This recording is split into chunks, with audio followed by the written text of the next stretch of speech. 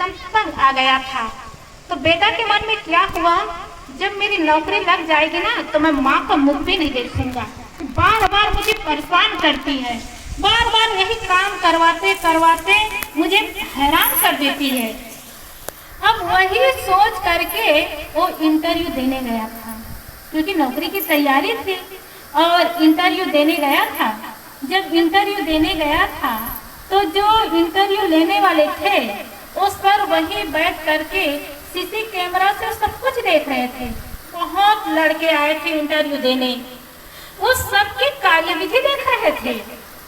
क्या हुआ उसमें, सब लड़के कोई बैठे हैं, कोई पंखा चालू किए हैं, कोई बाथरूम का नल चालू किए हैं, कोई बाथरूम का दरवाजा चालू किए हैं, कोई बेसिक चालू किए हैं, लेकिन लगाना बंद करना किसी के ध्यान में नहीं था।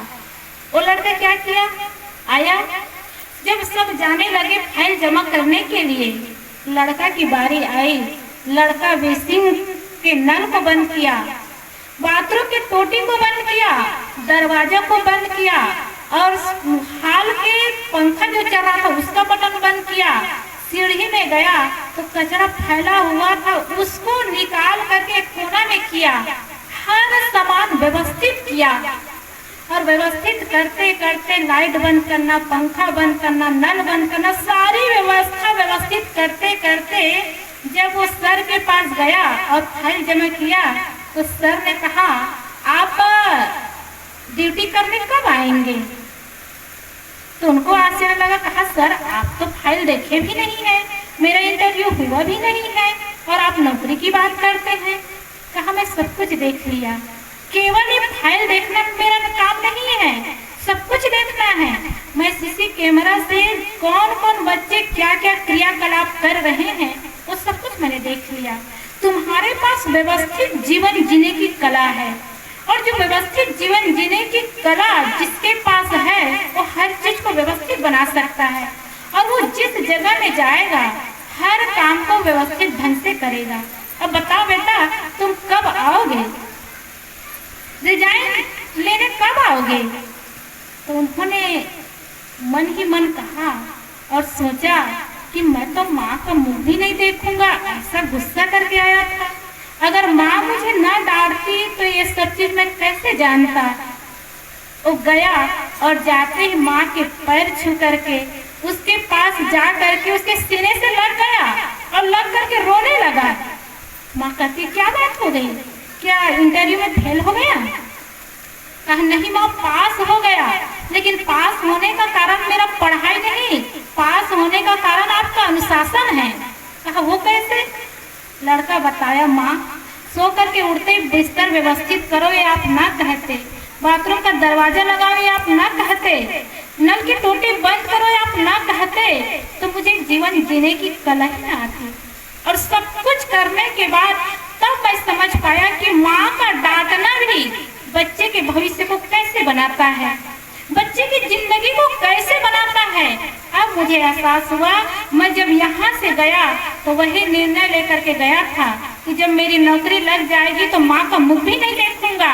लेकिन वहाँ से आते आते मैं निश्चय करके आया कि जब तक मेरी सांसें चलेगी और माँ जिंदा रहेगी, मैं माँ के आंचल से कभी दूर नहीं होऊंगा।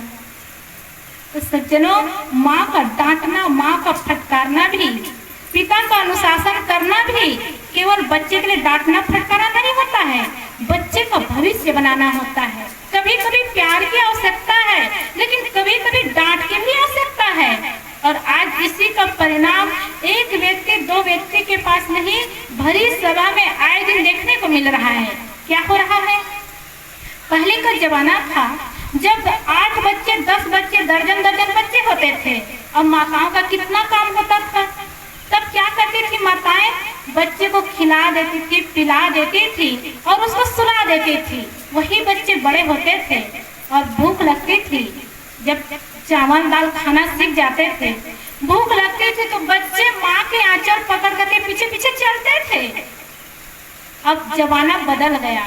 कैसे? अब लोग संपन्न हो गए। अब बच्चे के पीछे पीछे, बच्चे माँ के पीछे पीछे नहीं चलते, अब माँ बच्चे के पीछे पीछे चलती है। कैसे चलती है? अब तो हम लोग, हमारे दो और माँ बाप ही बच्चे हैं, एक लड़का है एक लड़की है, कितना लाड प्यार से रखते हैं। अब तो और शिक्षित हो गए, तब तो क्या करते हैं, हम दो और हमारे एक, और माँ बाप को वृद्धाश्रम भेज, अब वृद्धाश्रम खुल गया है। जैसे गांव गांव में गाय की सेवा नहीं होती है तो गांव गांव में सरकार गौशाला खोले हैं, वैसे माता पिता की सेवा नहीं होती तो सरकार वृद्धाश्रम खोल रहे हैं। बस वृद्ध माता पिता और जानवर दोनों में अंतर नहीं रह गया है। इधर गौशाला खुलता जा रहा है, उधर वृद्धाश्रम खुलता जा रहा है। अब एक ही बेटा है एक ही बेटी है, आंखों का तारा है, लाठी का सहारा है, बड़े लाड प्यार से रखते हैं।